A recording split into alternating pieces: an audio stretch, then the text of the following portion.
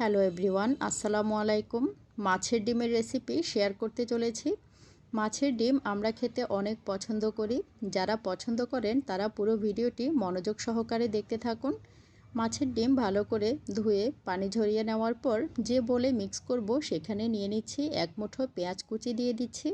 এরপর রসুন বাটা 1 চা চামচ, জিরা ধনিয়া, হলুদ গুঁড়ো, লাল মরিচের গুঁড়ো 1 চা চামচ করে দিয়েছি।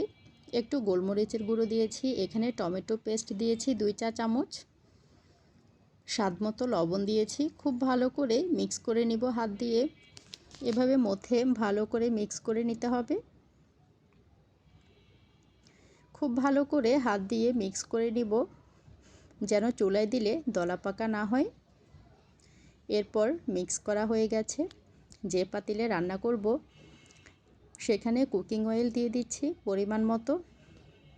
আরও দুটো মাঝারি সাইজের পেঁয়াজ কুচি তেলে দিয়ে ভালো করে কাঁচা গন্ধটি যাওয়ার জন্য নেড়ে দিব। এখানে রসুন বাটা 1 চা চামচ দিয়েছি। খুব ভালো করে নেড়ে দিব যেন রসুনের কাঁচা গন্ধটি চলে যায়। এরপর টমেটো পেস্ট দিয়েছি 2 চা চামচ। কিছুক্ষণের জন্য মিক্স করে নিতে হবে। এরপর হলুদ গুঁড়ো 1/2 চা চামচ, লাল মরিচ গুঁড়ো 1/2 চা চামচ, জিরা ধনিয়া 1/2 চা চামচ। যেহেতু ডিমে মিক্সিং বলে সবগুলো দেওয়া হয়েছে তাই এখানে 1/2 চা চামচ ব্যবহার করেছি। এরপর ডিমের মিশ্রণটি এখানে ঢেলে দিব। এরপর কিছু পানি দিয়ে দিতে হবে, না হয় ডিমটা দলা পাকা হয়ে যাবে। তাই পানিটা অবশ্যই দিয়ে দিতে হবে। পানিটা বেশি করে দিয়ে দিবেন, তাহলে এখানে আর পানি দেওয়া লাগবে না।